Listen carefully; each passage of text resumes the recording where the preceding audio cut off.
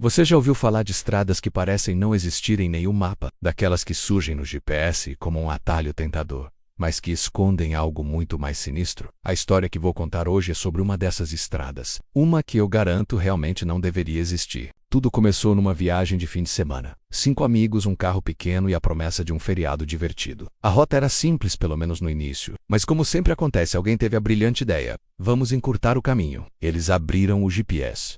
E foi então que ela apareceu. Uma linha cinza, fina, sem nome, sem nenhuma indicação, mas o traçado parecia levar direto ao destino final. Vamos por aqui, deve ser bem mais rápido, disse o motorista. Os outros riram, concordaram, aumentaram o som do rádio e seguiram em frente, sem imaginar no que estavam se metendo. A estrada era estreita, espremida entre árvores altas e tão densas que mal deixavam a luz do sol passar. Não havia placas, não havia postes de luz e logo o sinal de celular desapareceu por completo. Depois de alguns quilômetros rodando naquele túnel de vegetação, o ar dentro do carro ficou pesado, quase difícil de respirar. O rádio, que antes tocava uma música animada, começou a chiar, emitindo apenas estática, e a temperatura caiu drasticamente. Deve ser o clima da serra, comentou um deles, tentando encontrar uma explicação lógica. O problema é que ninguém se lembrava de ter entrado em uma serra.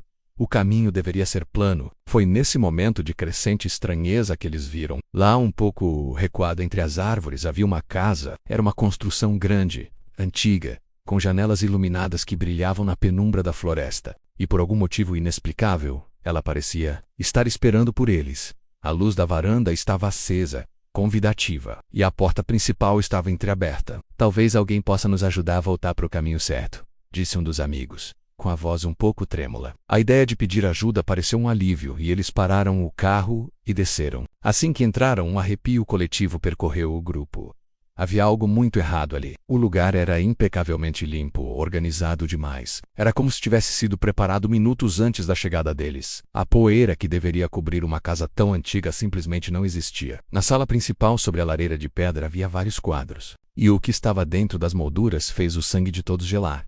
Eram fotografias. Fotografias deles, ali no carro, momentos antes.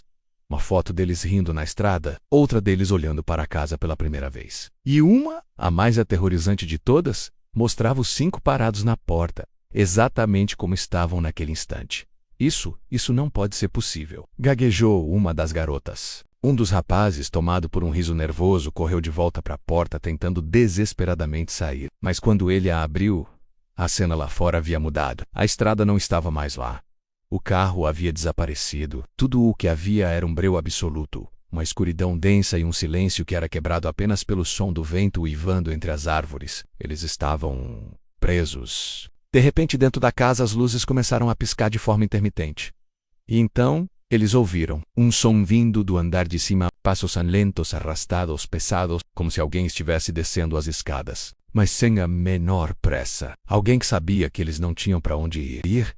Eu vi uma sombra, lá em cima, gritou um dos rapazes, apontando para o topo da escadaria. Em pânico, os outros correram para a janela mais próxima, buscando qualquer sinal do mundo exterior. E foi aí que perceberam o detalhe mais horripilante. A casa não tinha reflexo no vidro.